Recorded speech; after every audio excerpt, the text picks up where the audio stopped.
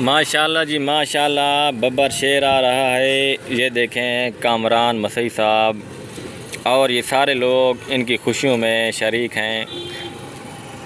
और ये एक ऐसे लग रहा है जैसे कि काफ़िला आ रहा हो और बहुत ही खूबसूरत मंज़र।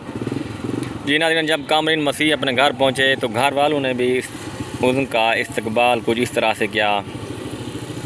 और ये उनका मोहल्ला है और मैं आपको वीडियो दिखाता हूँ। ये देखें फ़ौजी साहबान भी खुशियाँ मना रहे हैं